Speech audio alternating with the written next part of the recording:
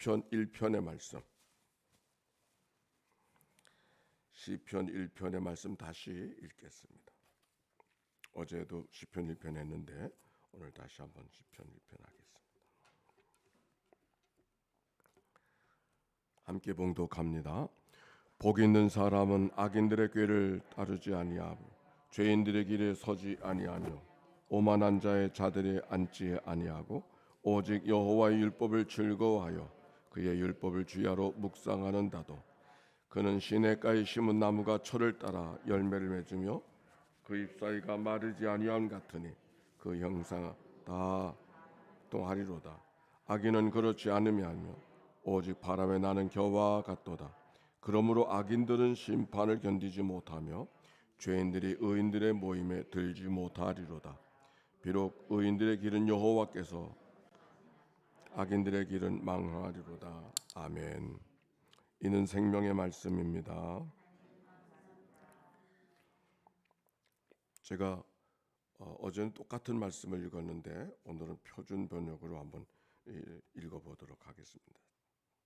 복 있는 사람은 악인의 길을 따르지 아니하며 죄인의 길에 서지 아니하며 오만한 자들의 자리에 앉지 아니하고 오직 여호와의 율법을 즐거워하여 그 율법을 주야로 묵상하는 사람이다. 그는 시냇가에 심은 나무가 철 따라 열매를 맺으며 그 잎사귀가 마르지 아니함 같으니 하는 일이 다 잘 될 것이다. 그러나 악인은 그렇지 아니니 한낱 바람에 난 흩날리는 쭉정이와 같다. 그러므로 악인은 심판을 받을 때 몸을 가누지 못하며 죄인은 의인의 모임에 참여하지 못한다. 그렇다 의인의 길은 주님께서 인정하시지만 악인의 길은 망할 것이다. 아멘. 이는 생명의 말씀입니다.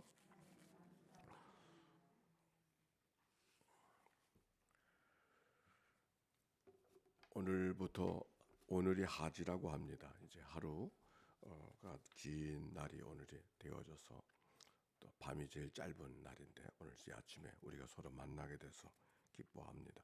우리 서로 축복합시다. 사랑하고 축복합니다.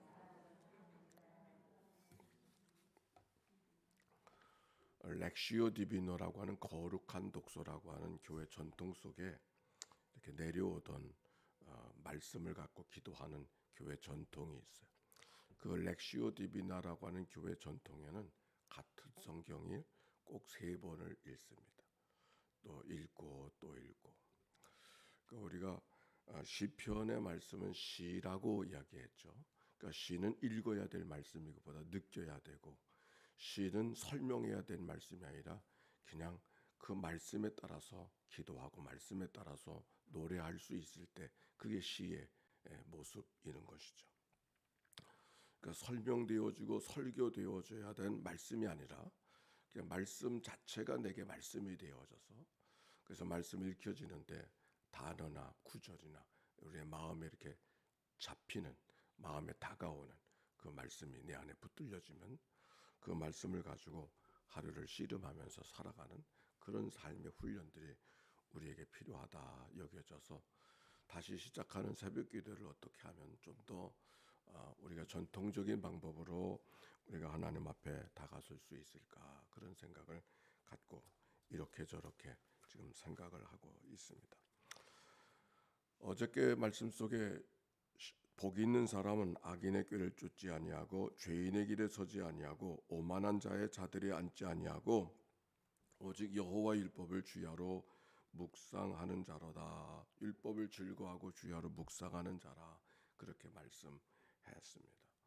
그게 바로 복 있는 사람이라고 말씀을 했죠. 주야로 묵상한다고 하는 것은 이렇게 하나님의 말씀을 늘 우리 생활 속에 즐거워하고 묵상한다, 되새김질하는 읽는 것도 아니고 듣는 것도 아니고 그 말씀을 먹고 되새김질을 하는 읊조리는 마치 그것은 뼈다귀를 발라먹는 것처럼 마치 그것은 사자가 먹잇감을 향하여 표효하고 쫓아가는 것처럼 그런 마음으로 우리가 하나님의 말씀을 다가서는 것을 묵상한다라고 하는 말씀으로 우리가 어저께 설명을 했습니다. 오늘은 그 다음에 있는 말씀이에요. 4절 3절 말씀 같이 읽어봅시다. 시작. 그는 시냇가에 심은 나무가 시절을 쫓아 열매를 맺으며 그 잎사이가 마르지 아니함 같으니 그 행수 모든 것이 형통하리로다. 아멘. 그런 사람이 어떤 사람인가? 시냇가에 심은 나무 같다, 그렇게 말했어요. 시냇가에 심은 나무, 어떤 생각을 합니까? 우리나라는 늘 사시사철 비가 오니까 시냇가에 심겨진 나무만 잘 자라나는 것이 아니라 어디든지 다 나무가 잘 자라지 않습니까? 그러나 성경에 기록되어져 있는 성경적 배경에는 나무는 어디나 자라지 않습니다. 마치 건기에는 구기에는 어디서나 불이 푸르지만 건기에는 비가 오지 않는 6개월 동안은 시냇가에 심겨진 나무들만 푸르지 다른 데는 그 나무가 다 말라버리고 많은 그런 모습 우리가 그려볼 수가 있습니다. 우물에도 건수 우물은 비가 올 때는 어디나 다 물이 채워지지만 비가 오지 아니할 때 건수 우물은 다 말라버리는 것 같은 그런 모습을 오늘 성경 속에서 발견하게 되는 것이죠. 그런데 시냇가에 심겨진 나무가 그러하다. 즉 하나님의 말씀을 늘 공급받는 그런 삶을 살아가고 있기 때문에 마르지 않아. 그래서 늘 푸른 잎을 나무가 가질 수가 있고 열매를 맺을 수가 있다. 믿는 사람들 하나님의 말씀을 늘 즐거워하고 기뻐하며 그 말씀을 주야로 어떤 경우도 말씀 앞에 살아가는 사람이 그러한데 그런 사람에게는 시절을 쫓아 열매를 맺으며 그랬어요. 시절을 쫓아 열매를 맺는다는 말은 아무 때나 열매를 맺는다는 말이 아니라 열매를 맺어야 될 때 열매를 맺는다, 그런 말이죠. 열매를 맺어야 될 때. 추수기가 되었는데도 열매가 없다, 그러면 안 되잖아요. 열매를 맺어야 될 때 열매를 맺는다. 그것이 바로 시절을 쫓아 열매를 맺는다, 그 말씀이었습니다. 시냇가에 심겨진 나무는 하나님의 말씀을 늘 공급하는 삶이 되어져서 말씀을 즐거워하고 되샘지기라는 사람이 되어졌었을 때에 그런 영적 습관을 갖고 살아가게 되어졌었을 때 열매를 기다리는 때 열매가 맺혀지는 그런 삶.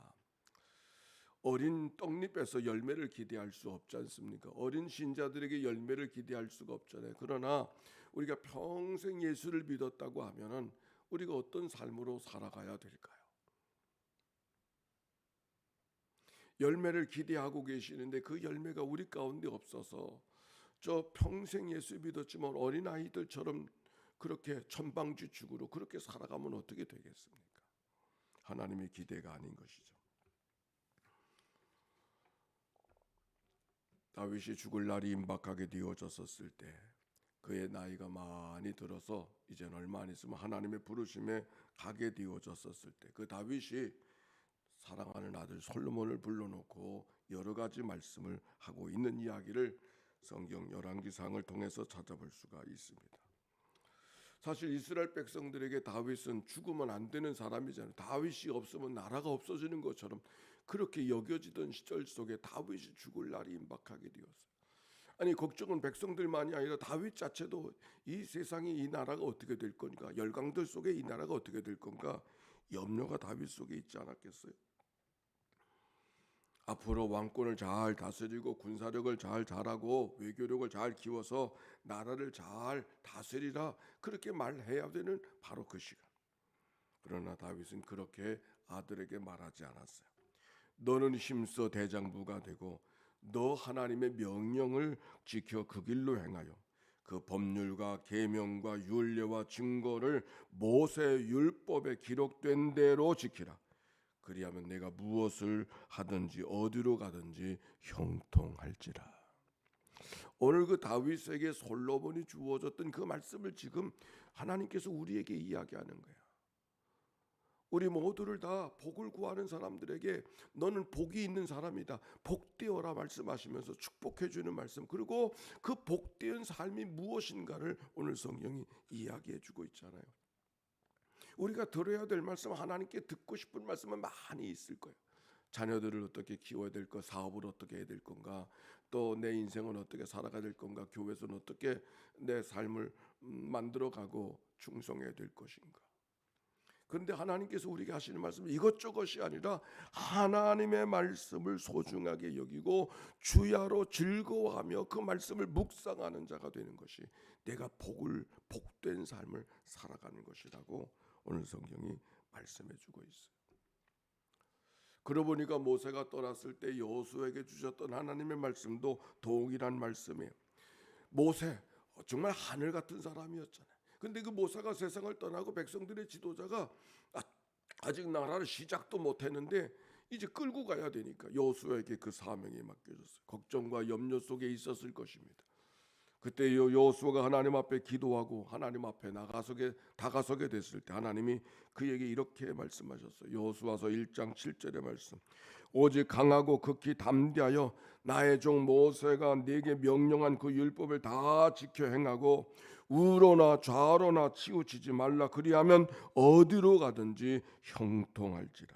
이 율법책을 내 입에서 떠나지 말게 하며 주야로 그것을 묵상하고 그 위에 기록된 대로 다 지켜 행하라. 그리하면 내 길이 평탄할 것이요 내 길이 내가 형통하리라. 아멘. 다윗이 솔로몬에게 주던 말씀이나 하나님께서 모세가 떠난 다음에 여호수아에게 주셨던 말씀이 바로 오늘 시편 1편의 말씀. 이 율법책을 내 입에서 떠나지 말게 하며 주야로 그것을 묵상하며 기록된 대로 다 지켜 행하라. 말씀을 듣는 게 중요한 것이 아니라 말씀을 어떻게 지켜 살아갈 수 있을까? 사실 오늘 성경에 있는 말씀은 시편에 있는 말씀, 이 말씀의 배경은 다윗이 배경이 아닙니다. 이스라엘 백성들이 시편을 오늘의 말씀으로 우리에게 준비가 되어져서 전승되게 하는 것은 그 당시가 어땠냐면 바벨론의 포로로 잡혀가 있었을 때야. 성전이 무너지고 왕이 없어졌어요. 그들이 바벨론의 포로 잡혀가 있어요. 그들에게 보이는 것 바벨론 땅은 아무것도 없고 지금은 기름밭이지만 옛날에는 아무것도 없고 관계된 수로만 있었어요. 평야기 때문에 물길만 옮겨가면서 농사를 짓고 있던 그 자리가 바벨론 땅이었었습니다. 아마도 비가 오지 않는데도 그 관계된 수로를 지나가고 있는 그 쪽에서는 소목이 자라고 여러 가지 심은겨진 나무들이 식물이 잘 자라나는 모습을 보고 있었을 것입니다. 바벨론의 포로로 잡혀간 왕도 없어지고 성전도 무너진 그들이 살아가는 삶의 모습은 노래할 이유가 없는 것이고 어디 용기를 가질 수가 없는 정말 탄식과 원망밖에 할 수 있는 일이 없는 것이 바로 그때의 삶이었어요. 그들의 삶이었을 거예요.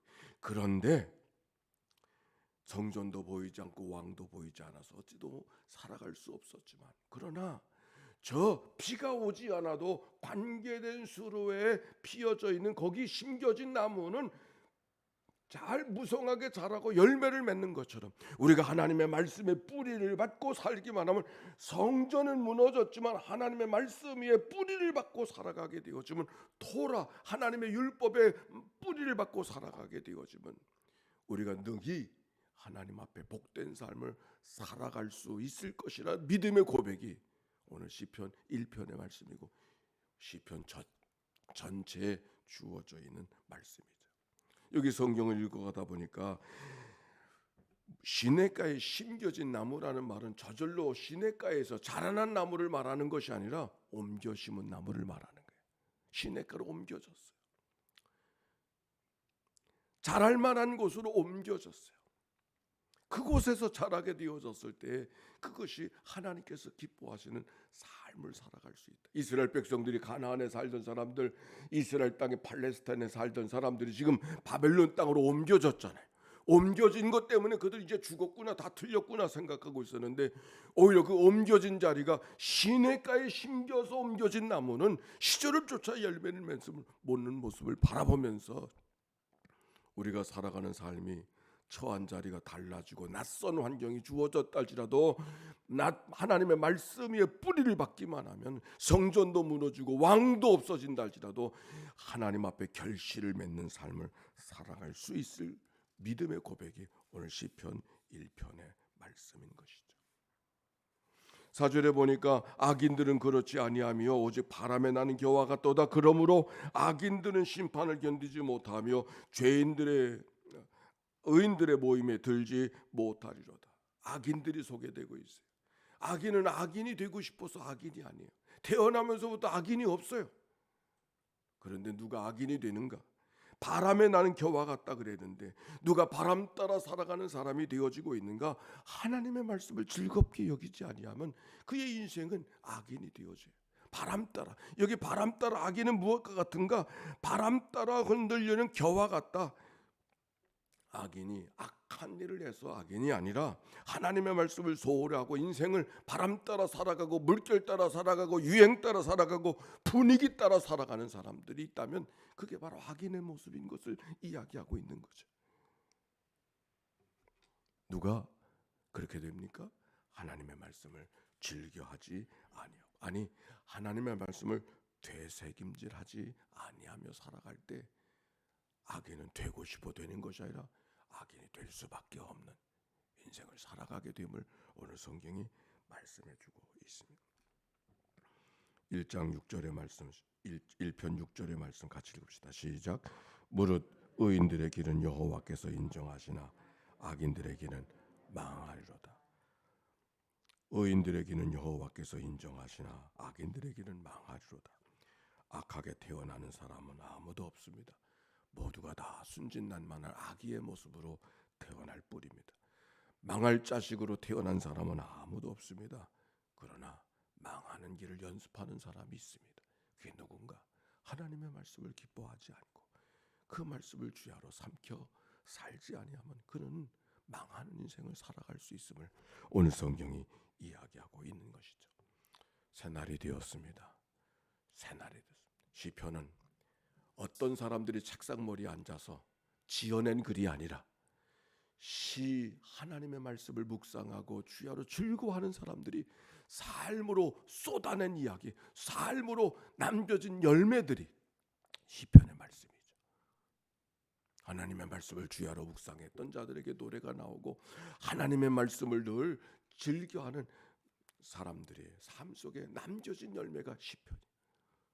시편을 읽어가는 이때 우리가 다 시편의 사람이 되어지는, 오늘 복 있는 사람이 되게 하시는 1장 1편만 복 있는 사람을 말씀하는 것이 아니라 이제 2편부터 나가는 모든 이야기가 복 있는 사람이 어떤 삶인가를 이야기해 주려고 하는 이야기를 서시로 1편의 말씀을 이야기하고 있어요. 시편을 읽어가는 150일 동안 우리가 함께 연말동안째 이 시편을 통해 모두가 복 있는 사람 되어지는 은총이 모두에게 있게 되시기를 주의 이름으로 축원합니다. 함께 기도합니다. 주님의 기도, 예수의 기도입니다. 하나님의 아들 우리 주 예수 그리스도요, 이 죄인을 불쌍히 여기소서.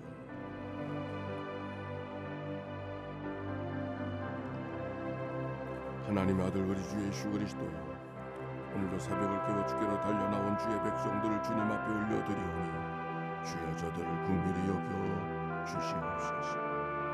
하나님의 아들 우리 주 예수 그리스도요, 하나님의 교회에 부름받은 종들을 주님 앞에 올려드리오니 주여 저들을 긍휼히 여겨 주시옵소서. 하나님의 아들 우리 주 예수 그리스도요, 하나님의 교회 장로로 부름받은 종들을 주님 앞에 올려드리오니 주여 저들을 긍휼히 여겨 주시옵소서. 하나님의 아들 우리 주 예수 그리스도요, 하나님의 교회 권사로 부름받은 종들을 주님 앞에 올려드리오니 주여 저들을 긍휼히 여겨 주옵소서. 하나님의 아들 우리 주 예수 그리스도요, 하나님의 교회 집사로 부름받은 종들을 주님 앞에 올려드리오니 주여 저들을 긍휼히 여겨 주시옵소서. 하나님의 아들 우리 주 예수 그리스도의 하나님의 교회의 교사로 부름받은 종들을 주님 앞에 올려드리오니 주여 저들을 긍휼히 여겨 주옵소서. 하나님의 아들 우리 주 예수 그리스도의 오늘도 요양원에서 침상에 누워 하루를 시작하는 믿음의 권속들을 주님 앞에 올려드리오니 주여 저들을 긍휼히 여겨 주시옵소서. 하나님의 아들 우리 주 예수 그리스도여, 군문에 가 있는 사랑하는 자녀들을 주님 앞에 올려드리오니 사랑하는 자녀들을 긍휼히 여겨 주시옵소서. 하나님의 아들 우리 주 예수 그리스도여, 외국에 나가 있는 믿음의 권속들, 지방에 나가 있는 식구들, 오늘도 이 아침에 일터로 달려가는 믿음의 권속들, 저들을 주님 앞에 올려드리오니 주여 저들을 긍휼히 여겨 주시옵소서. 하나님의 아들 우리 주 예수 그리스도여, 오늘도 귀한 예물 1000번의 제사를 만들어가는 종들을 주님 앞에 올려드리오니 주여 저들을 긍휼히 여겨 주시옵소서. 감사합니다.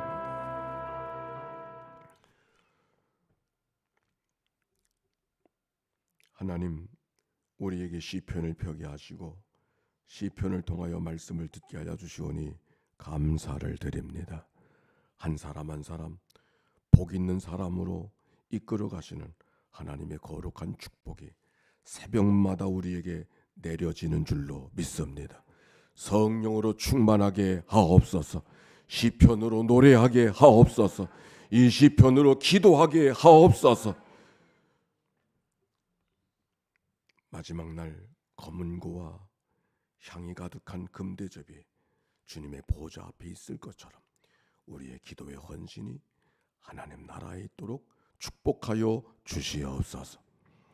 특별한 기도 제목 갖고 나온 이들을 저들을 연락하여 주시옵시고, 병든 자들은 치료하여 주시고, 상한 마음을 싸매어 주시고, 뭔가 무거운 짐을 지고 가는 자들에게 하나님이 주시는 평강과 쉼이 가득하게 하옵소서. 구주 예수님의 이름으로 기도하옵나이다. 아멘. 이제는 성부 성자 성령 삼일째 하나님의 크신 은혜와 사랑과 역사가 이제와 같이 영원히 함께해 주시기를 축원하옵나이다. 아멘.